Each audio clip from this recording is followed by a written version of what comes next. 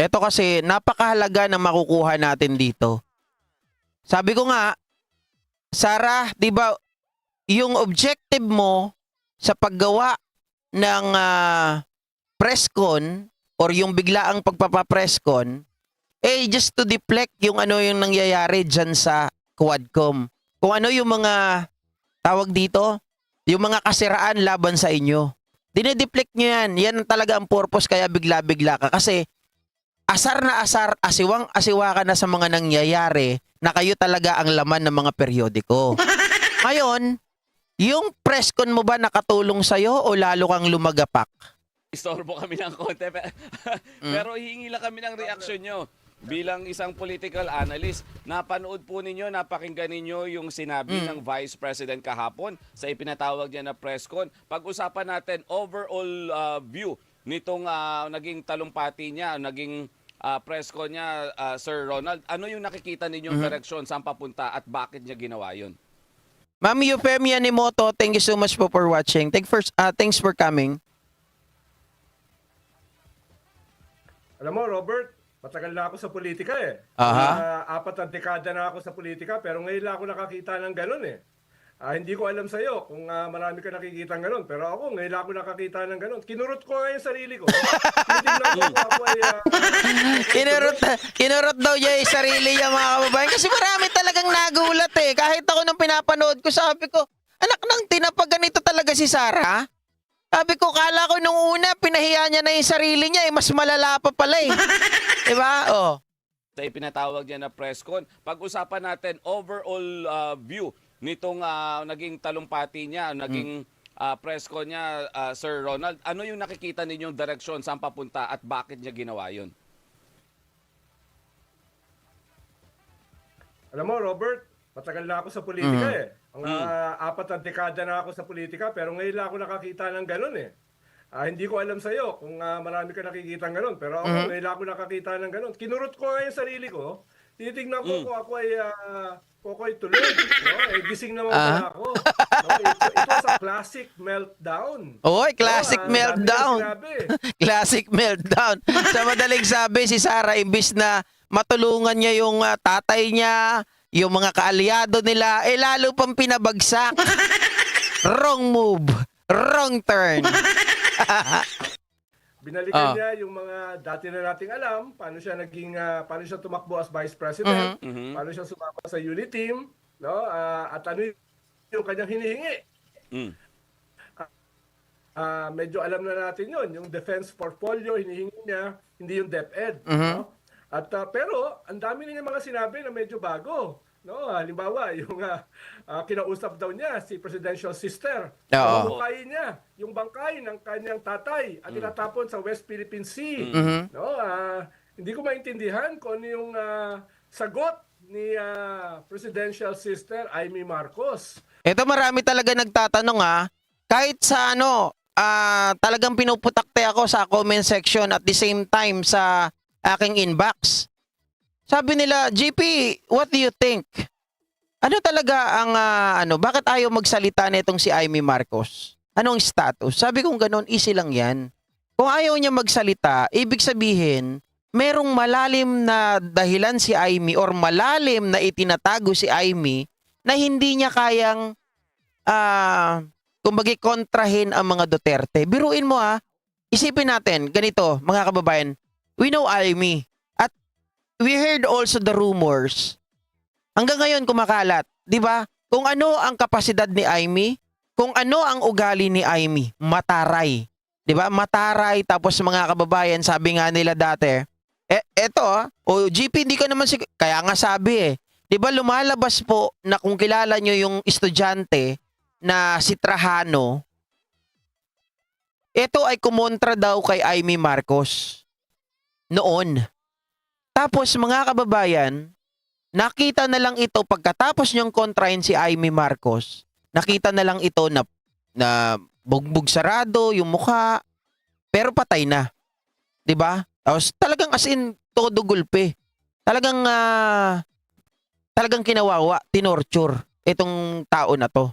At ang sinasabi nila na gumawa nito ay si Amy. Kasi biglang-bigla daw nawala Mga kababayan, kung kung yun ay may katotohanan at isipin ninyo, bakit si Sara Duterte ay hindi niya kayang kantiin? Bakit hindi niya kayang kantiin ang mga Duterte? Kahit sino sa kanila, even Baste. Di ba sinabihan siya ni Baste, kung hindi ka mananahimik, pinagbantaan siya na ganun. Ngayon, nagbanta na naman, kung hindi mananahimik, yung kapatid mo, ipapahukay ko talaga, yung tatay ninyo, itatapon ko sa West Philippine Sea. Where's the reaction? Wala. So, ibig sabihin, merong alam ang mga Duterte na hindi natin alam na ayaw ni Amy Marcos na lumabas. Kasi hindi niya kayang salingin ang sinasabi nila Sara. Diba? Mga kababayan, pala isipan yun. Ano kaya yung bagay na yan? Tingin nyo. Hindi ko rin makuha eh. Kasi tayo normal na ipagtanggol natin ang magulang natin. Normal na ang una nating gagawin kapag nakakarinig tayo against our father, against dun sa relatives natin, magagalit tayo. But the thing is, anak ka ng tinapa, mga kababayan, walang sinasabi. Nananahimik, sabi ng iba dyan. Eh syempre, si Amy Marcos ano lang yan, Trojan horse lang yan nananahimik. Kasi kung papatulan niya, baka maalis siya doon sa kampo ng mga Duterte. Alam niyo mga kababayan, pinuntahan ko ang vlog ng mga DDS. Ayaw na nila na ipaboto si Amy. Pinananawagan nila na wag daw iboto si Amy Marcos. Nako Amy, mag-isip-isip ka na. Kung ang habol mo lang, magkaroon ka ng boto sa Visayas at Mindanao, sigurado naman sana eh. Magkakaroon ka ng boto. Remember kung saan nanggaling ang nanay mo sa Leyte. 'Di ba? Maraming tao na sumusuporta sa inyo diyan. Sino nagpagawa ng San Juanico Bridge? Ang tatay mo. Na pinakikinabangan ngayon ng mga tao diyan. Kung ako sa'yo, baka may time pa. Amy. Kung ang habol mo lang ay boto sa Mindanao, sa Visayas, pwede mong makuha yan, pero magtino ka. Kasi tingnan mo, hindi ka man lang ginagalang. Hindi ka ginagalang ng mga Duterte. Winawalang hiya ka, winawalang hiya pa ang pamilya mo. Kaya mong tanggapin yun? Ang sabi kasi niya ay hindi naman sumagot. No? Medyo grabe yun, no? Oh. At mismo yung Opo. kanyang mga tahimik na mga comments ay nakakahanap pa rin siyang bumanat. Halimbawa, halos 3 beses sinabi na siya ay hindi gumagamit ng cocaine. Cocaine. Malinaw na malinaw. Ayan, Na oo. mismo yun, Nasa unang part yan ng video, mga kababayan. Ang timestamp ko niyan, kung saan niya sinabi yan, balikan niya yung video ng UNTV. Ang timestamp niyang sinabi niya na hindi siya gumagamit. Yung gumaganon siya, kung naalala niyo, sabi niya, ang lamig, sabi niya ganon. Uy, pero hindi ako gumagamit ng cocaine, ha? Yun ang sabi niya. So, kumaga binabanatan niya na, diretsa. Itong si Pangulong Bongbong Marcos, walang hiyaan na. Nasa timestamp siya ng 16 minutes and 50 seconds. O, alam na alam ko, ha? Kasi pinanood ko yan madaling araw, buong buo. Kasi nung umaga, alas 10 na may siya, hindi ko napanood ng buo. ay tira sa presidente. Mm. No? Kaya marami siyang mga sinabi na alam na natin at marami rin siyang sinabi na nakakasorpresa, na medyo grabe. Alam naman natin na yung mga Duterte medyo barubal magsalita at bumanat. Correct. Pero ito, ine-elevate niya yung pagiging barubal in a new level. Oo. No? Kaya ako ay talagang nasorpresa dito sa press conference ito.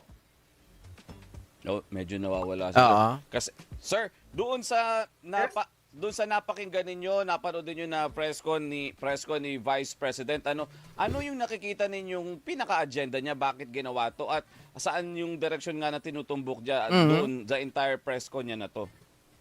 Pwedeng maraming agenda ito, Robert. Yung isa ay yung dati na nilang ginagawa, change the narrative. Baguhin yung istorya. Dahil Yun. ang dami ng balat sa kanila sa Quad, sa Senate hearing, no, sa ICC, no, ang dami ng balat. Di ba? Nakita nyo na mga kababayan, parehas kami ng analysis nitong si Ronald Llamas. Pwede na ba ako mag-analyze? Pwede na ba ako maging political analyst? Hindi, komentarista lang tayo mga kababayan. Hindi natin kaya yung level ni Ronald Llamas. Pero ang good thing dito, nakita natin na talagang tama tayo. sa sinasabi ng agenda or motivation or motive, ang goal ay to deflect the issue. Kasi sa Quadcom, mga kababayan, Duterte ang talagang lumalabas doon na master of all evil. 'Di ba? Sila talaga eh. Sabi nga ni Sara, presidente, eh sabi ni Digong, siya daw ang papalit kay Satanas. Eh, parang yun na nga yung lumalabas talaga. Sirang-sira yung mga pangalan nila. And of course, ang ano niyan, ang implikasyon niyan, ang datingan niyan sa atin or sa kanila, pati yung mga kaalyado, madadamay. Kita niyo si Bato, nasaan na? Sa top 18. Si Aimee nasaan? Doon lang din naglalaro. 'Di ba? Malayong malayo na sila ngayon. Hindi na sila pasok. Si Bongo na nga lang eh, ang kumakapit. At sana pag tumuloy-tuloy ito, baka si Bongo ay manganib din, mga kababayan. My God. Eh, which is yun naman talaga ang gusto na. Ako, personally, gusto ko mawala na rin si Bongo dyan. 'Di ba? Napakasinungaling ng taong ito. Sa kanila at Oh. mukhang nagpo-prosper. Mm. Yung mga nagtetestigo ngayon ay hindi lang yung mga mabababang mga hitmen. May Pwede. Yung kwento, naalala ko nga yun eh, sabi ni, sorry, hindi ko alam pangalan, Japanese ata to, protection para sa anak. Nanay yan eh, baka ang anak niya ang may video na gumagamit, blackmail. Kasi noon, na-issue ata si Borgie Manotok na gumagamit, baka may video. Yun ang sabi dito sa comment, mga kababayan. Baka yun ang baka yun yung ayaw na lumabas. Ang may hawak eh yung mga Duterte, 'di ba? Di natin alam. testigo, mismo yung mga leader ng Tokhang, Okay. mismo yung mga pinakamalapit sa presidente tsaka sa kanila. Kaya medyo, kumbaga ang feeling nila, sila ay besiege, o sila ay na ikanto. Kaya yung isang layunin tingin ko ay baguhin yung naratiba. Correct. Baguhin yung kwento. Pero malaking bahagi nito ay wala lang. Gusto lang niyang bumanat. No? Gusto lang niyang bumanat sa presidente. No? Katulad ng ginawa niyang libro na kinukumpara niya sa isang dating kaibigan na nagtaksil sa kanya. No? Kaya hindi ko lalagyan ng masyadong maraming agenda ito. Bagamat meron din kaunti. Malaking bahagi nito Oy, Don Keng, shoutout sa'yo kapatid ha. Oy, ang ating musikerong gwapo. Don Keng is in the house. ay talagang meltdown. No? Talagang meltdown. No? Kaya ang dami na nilaglag. Nilaglag niya si Aimee Marcos. Oo. Nakakaunti na lang nga yung kanyang supporter at saka kaibigan. Yung umalis sa Laglag. administration slate. Nilaglag niya si former Senate President Manny Villar. Yan ang sinasabi ko sa inyo kanina. Laglag talaga si Villar doon. Mga kababayan, si Sara hindi nag-iisip sa totoo lang. Well, para sa atin maganda to ha. Magandang progress to kasi nakita natin na hindi natin kakampi sila Manny Villar. Kakampi yan ng mga Duterte. Mga kababayan, he was the one na nagsuggest dito kay Sara Duterte na tumakbo bilang Vice President kasi hahabulin siya if not ng either one. Si Marcos or kaya itong si Robredo. Na ina-advisean pa pala siya na siya ay tutugisin at maghanda siya dyan. Eh yung anak ni Senator Manny Villar nasa administration slate. Patay. Oo, So, ano tatakbong senador. itsura ng mga Villar dahil sa kanyang mga sinabi. So marami siyang nilaglag dito sa kanyang press conference. Hindi ko alam kung anong objective niya. Kaya nga sinasabi ko, hindi ko lalagyan ng maraming objective itong press ko na ito. Malaking bahagi ay talaga nagra-rambling lang siya ng kanyang mga sama ng loob. Pero matindi yung kanyang mga binitawan. Oy, Banat Boy, mahina ba? Pasensya na sa mga mahihina dyan, ha? I mean, mahina yung audio. Hindi ko na kasi na-edit yung Nag-record ako niyan. Nirecord ko lang kanina nung mag-start ako. Hindi ko na na-enhance yung audio. Limang beses pa siya nagmura. Yung tinawag niyang BS. no? Kung narinig mo, Robert, no? At sabi nga niya ay ang kanyang magiging hashtag ay drag me to hell. Oo nga, Sa yung drag me to impyerno hell. ako ang magiging presidente. No? Yun. Ganito na lang mga kababayan. Cynthia, pag natalo si Camille Villar, Puntahan mo yung mga Duterte, puntahan mo si Sara. Sisihin mo, sabihin mo, kasalanan mo to. Awayin mo, di ba? Palaaway ka naman. Di ba? Nakita naman natin, palaaway talaga si Cynthia Villar eh. Pag natalo si Camille, sisihin mo si Sara. Bakit mo kasi binanggit na kampi kami sa inyo? Ayan, tuloy nahuli tayo. Mga kababayan, ako sa totoo lang, alam natin na kailangan po natin yung meron tayong i-endorso ang Pangulo natin sa 2025. Pero sana naman, pinag-isipan muna natin sino yung mga kakampi, sino yung hindi. Katulad niyan, maraming nakapasok dyan, halos lahat pro Duterte sa ano na yan. Ilan lang ang masasabi, kahit nga si Abalos eh. O si Abalos, inaano ko yan ha. Tawag dito, kinakampanya ko si Abalos. Pero si Abalos, dati rin niya naging Duterte. Kung hindi lang talaga sila yung nagplano na pasukuin yung mga general, mga colonel, nung nangyari yung pagkakahuli po kay Police Master Sergeant Mayo, baka hindi ko iboto yan si Abalos. Baka hindi ko rin yan ikampanya sa inyo kasi number 1 din yan na supporter ni Duterte. Kaya lang nakita ko ngayon, si Abalos kinasuhan ni Duterte. So ibig sabihin, hindi na sila in good term. Kaya ko po ibinoto yan. At the same time, ang nanay nagkukwento nung kami ay nasa Makati, tapos tawid yan, Mandaluyong, nakakasalamuha nila yung matandang Abalos. Kaya po, ginusto ko na rin kasi out na siya sa mga Duterte, kinasuhan na siya. Sa madaling sabi, mga kababayan, ito pa ay isang abogado, baka may maitulong sa atin. Hindi katulad ng mga nagpapanggap, nakakampi. Baka mamaya pag nanalo na, iwanan ka na sa ere, kagaya po ng Villar, kagaya ng Cayetano. Alam naman natin, Duterte yan. O isama na, yung Binay kasi hindi yan masyado, kaya lang, hindi ko alam kung sino kinakampihan nila, no? Pero ako, sa Binay, gusto ko ang mga Binay, natira kami sa Makati ilang taon. Talagang napakahusay niyan pagdating sa pamamalakad. Hindi ko lang alam pagdating sa kampihan. 'Di ba? Oh, sino pa? Yung mga balimbing diyan, marami, mga balimbing diyan. Ilan lang yung masasabi ko na talagang hindi kampi kay Duterte. Si Lacson, hindi yan kampi kay Duterte. Sino pa? Mga kababayan na tumatakbo diyan na hindi kampi. Mauubos sa akin yung slate ng administrasyon kung sakali. Kasi sabi nila, vote straight. Nako, wag tayo mag-vote straight. Nadali na tayo ng ganyan eh. Nag-vote straight tayo. Oh, bakit nakikitayo ka? Di ka naman bumoto last election. Oo nga, nandun kami sa, sa Naga. Diba? Nagbantay kami ng boto. Pero, ipinamalita natin at sinabi natin na iboto ng straight ang Uniteam. Ang problema, yung Uniteam naging itim. Pinabote straight natin. Nanalo tuloy si Binoy. Oh, itong si Binoy, kita nyo ngayon, number 1. Anong ginagawa?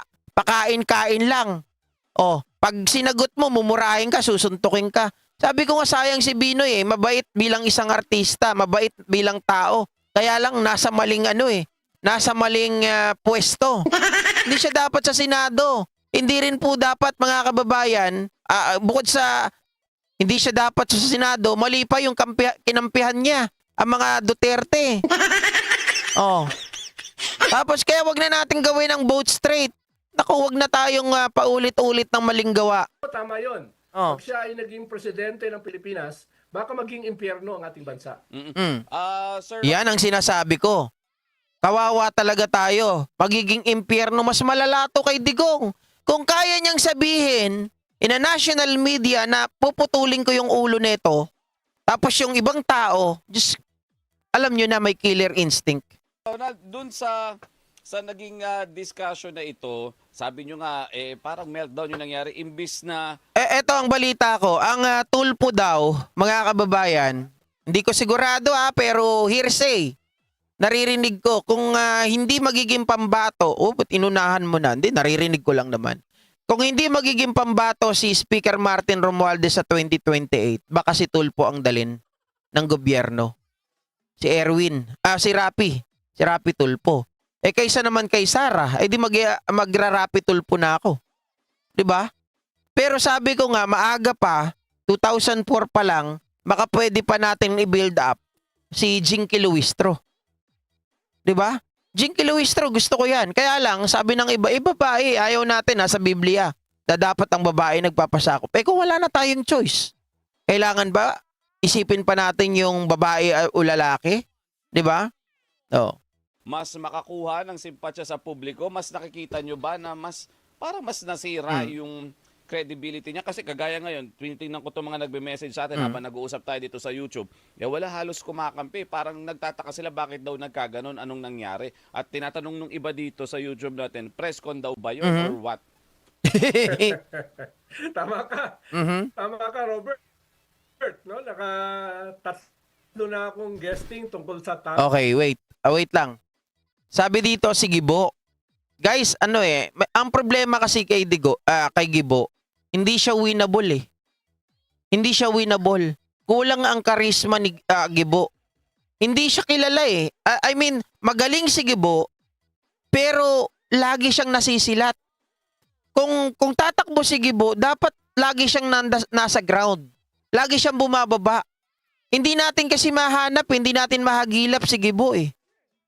Sabi ni Amore Pardillo, Sir GP, pwede ka na political analyst. Wag naman. Okay na akong komentarista. Iba kasi pag sinabi nating political analyst, matataas ang standard.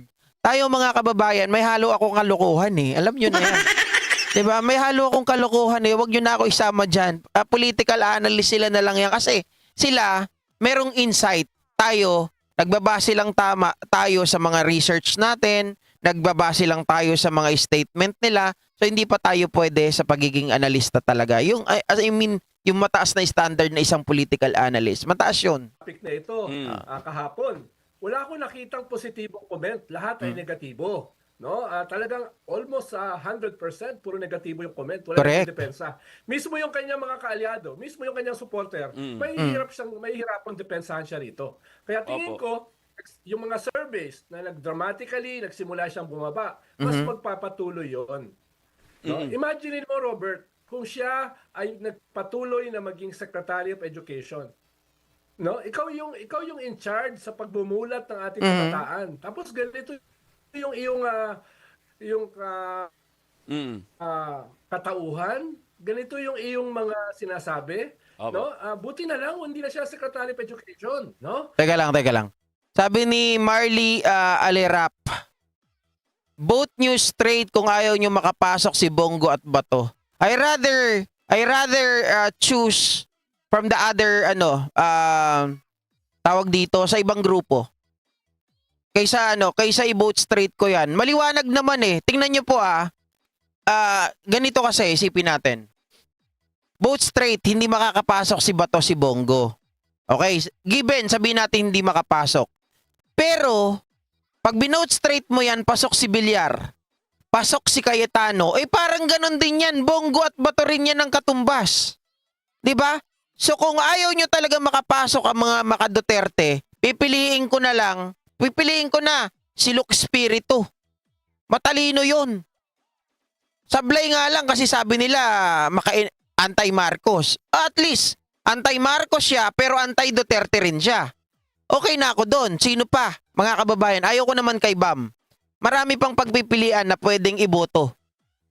'Di ba? Marami pang pwede.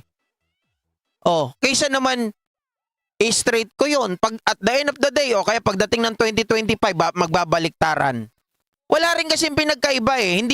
Hindi mo iboboto para hindi makapasok si Bongo, si Bato, pero binoto mo straight. Nandun naman yung Villar, nandun naman yung Cayetano. Patay tayo dyan. Parehas lang, same result lang kasi ang bilangan po sa Senado ay numbers.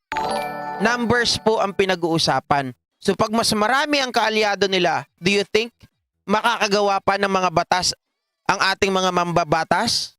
Lahat yan mapopostpone. At baka walang makarating na batas sa Pangulo natin pag hindi pabor sa kanila. Tandaan nyo po yan. Diba? Ayan, pwede si Busita. Mga kababayan, pwede si Busita. Gusto ko yan. Ipapalit ko yan kay Cayetano. Ipapalit ko yan kay Pia.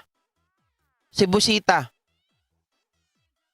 Ito ba yung pamamahagi niya sa ating kabataan? Yung ganitong klaseng asta? So yung napanood ninyo, Sec Ronald, doon sa kanyang press conference, masasabi nyo ba na mas nagbukas to ng pintuan para mas lalo siyang usigin doon sa mga binabanggit niya na mga issue? Tama. Ang sabi nga nila, nung iba, ay damage control daw ito. Ang tingin ko, hindi to damage control. Ito ay pag-create ng more damage. Sabi ko sa inyo, mga kababayan ang gusto nila mag-damage control. Ang problema, wala baliktad 'Di ba? Ang nangyari na wrong turn, wrong move. Kasi hindi pinag-iisipan ni Sara yung kanyang mga sinasabi. Wala man lang dapat kumuha si Sara talaga ng advisor bago nagsasalita ng ganito.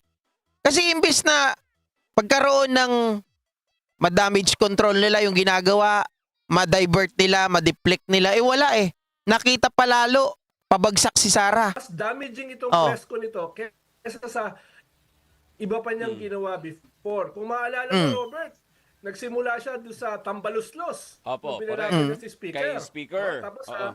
ang dami pa niyang mga diba? ang dami pa niyang mga sinabi na mga talaga nakakagulat. Pero dito, sinisira nito yung record niya. Mas matindi ito. Kahit ako hindi ko inaasahan na gagawin ito ng isang Vice President at dating Secretary of Education.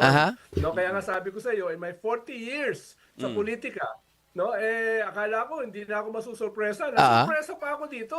Opo. No, medyo matindi. Sir, bilang isang political analyst, nakikita nyo ba na mas marami pa tayong ma-observe na mga ganitong style coming from the Vice President na mga na ganitong klase ng mga statement na manggagaling sa kanya kasi nga hindi na sila, wala nang unity team sabi niya Hindi naman niya kaibigan pala si Pangulo. Tama ka, Robert. Tingin ko mas titindi pa yung kanyang mga atake. Parang itong kanyang press con, sineset yung template, no, na no holds barred na talaga. Tama. Kahit yung mga minimum na level na dapat hindi natin tatawirin. No? Yung mga minimum level ng respeto, ng pambabarubal, mismo yun Opo. ay para kay Vice President Sara doesn't exist. No? Doesn't exist. So tayo ay patuloy na magkukulat. Pero ang maganda rito ay na-expose yung kanyang karakter. Yun ang mahalaga dito mga kababayan. Kaya sabi ko nga tayo na Sara, yung ginawa mong desisyon para magpa-press con to control the damage that is happening right now, mas mukhang nalaglag ka sa kumunoy.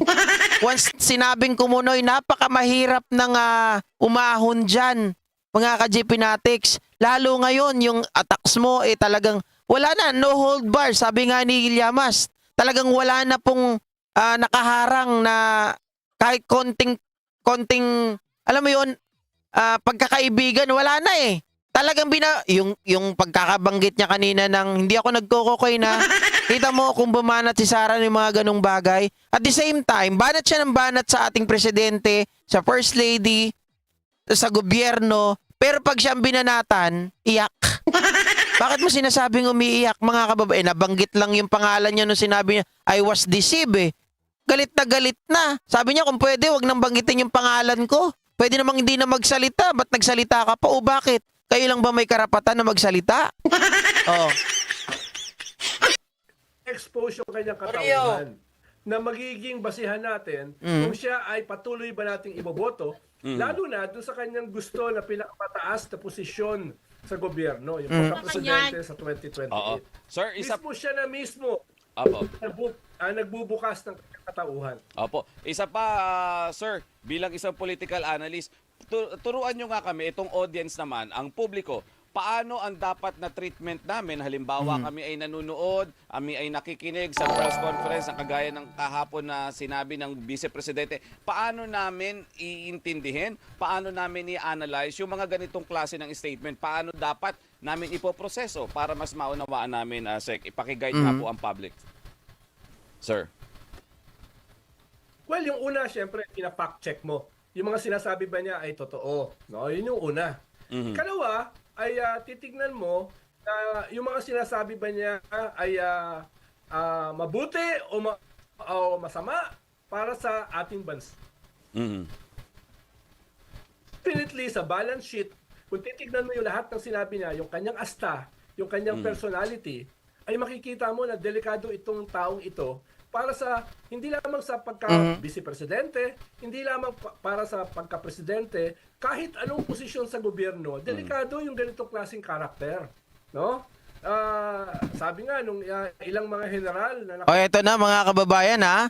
Mga kababayan, mga ka-GP Natics, ito yung talagang tumatak sa akin. Kaya ako kinuha ito. Dahil marami pala na nagsasalita against BP Sara. Nung narinig niya yung statement, or na talagang nakuha nila yung statement na karating sa kanila, sabi nila napakadelikado pala ng taong ito. Hindi lang pala basta-basta. Mga kababayan, talagang sabi nga ninyo, may criminal instinct. Diba? May criminal minds na talagang hindi natin mayaalis. May posibilidad talaga na kapag galit ito, pwede itong magpapatay ng tao ura-urada. usap ko, Oh. she is scary. Mhm. Natatakot siya. Ito mga general Oo. na lumaban sa maraming mga bakbakan, mismo sila natatakot. Mhm. No? Dito sa mga sinasabi at asta ng ating Vice President. No? Kaya marami kang makikitang posibleng sukatan para siya ay tignan kung siya ba ay deserving ng ating boto. Deserving ba siya ng ating suporta? No? Deserving ba siya na mailuklok sa posisyon sa gobyerno? Definitely sa lahat ng yon ay ang sagot ay hindi. Yon mga kababayan, hindi siya karapat-dapat na mailuklok sa kahit anong pwesto dahil nakakatakot ang gaya nito. Very scary. At talaga naman mga ka-JP Natics, kinikilabutan at nagtatayuan ng aking mga balahibo when I heard na kaya niyang magpapatay, kaya niyang magpugot ng ulo. 'Di ba? Hindi kasi yan maririnig sa mga pangkaraniwang tao. At makikita natin na kapag galit, baka maulit, mas malala pa yung ginawa niya dun sa sheriff na ginagawa lang naman ang trabaho pero binugbog ni Sara Duterte. Hindi na nga lang nakapalag Dahil alam nila, alam nung sheriff na yun, hawak ng mga Duterte ang Davao. So, siya pa ata ang imbis na si Sara ang humingi ng tawad, yung tao pa ang humingi ng tawad. Paano kung si Sara ang presidente natin? Mga kababayan. Baka mas malala doon sa ginawa ng tatay niya. Sabi ko nga po sa inyo kanina, 30,000 ang namatay sa tatay niya. Panahon ng EJK. Baka dito, mas malala. At baka madagdagan yung mga nanlaban. Dadami na naman ang balita, nanlaban si ganito, nanlaban si ganyan, nahulihan ng pinagbabawal na gamot, lumaban, patay. Vlogger na dati ay kontra sa mga Duterte, nahulihan ng shabu, nanlaban, patay.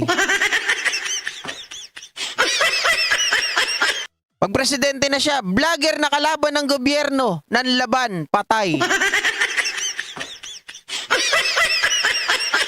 Hindi, mga ka-GP Natics, nagbibiro tayo pero totoo yan.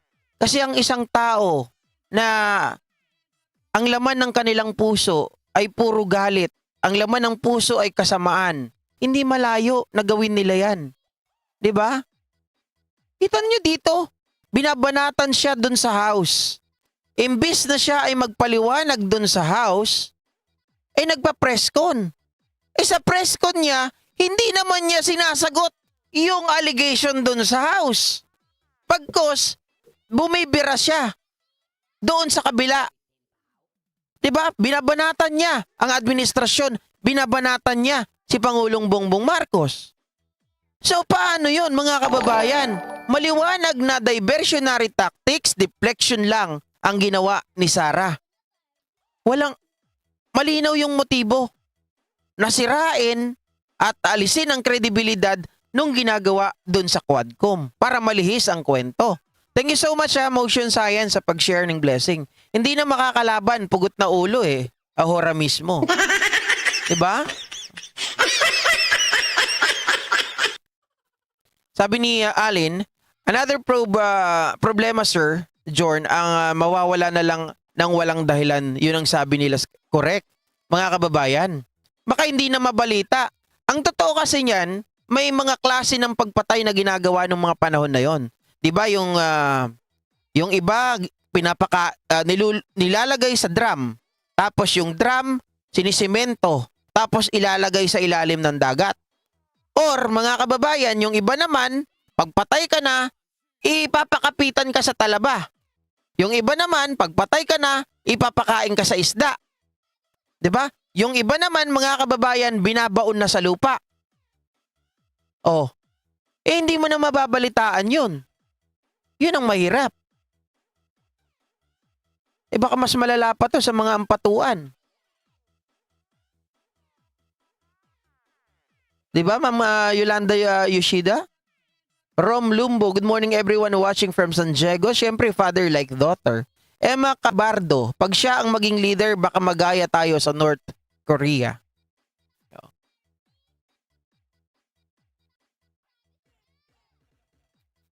Maganda ba ang sense of humor ni Sarah? Sige po, sa inyo na lang po yung kanyang sense of humor. Kung sense of humor naman po ni Sarah, sa inyo na lang po. Kunin nyo na po, wag na po kayo magtira. Inyo na po siya. Kung pwede nga po, kung saan man po kayo naroon, pwedeng bitbitin nyo na po siya doon sa inyo. At huwag nyo na pong ipakita sa amin. Diba? Kasi hindi namin po siya kailangan. We deserve a better Vice President. Sa inyo na po. Sa inyo na po. Kung may maganda yung sense of humor ni Sarah, sa inyo na po. Promise. Hindi na po kami aangal. Inyo na po yan. Isaksak nyo po sa baga nyo. Yan po ay maliwanag. Hindi po kami makikipag-agawan. Inyo na po yan, si Sarah. Wala po. Hindi kami makikipag-away. Sa inyo na po yan. Diba?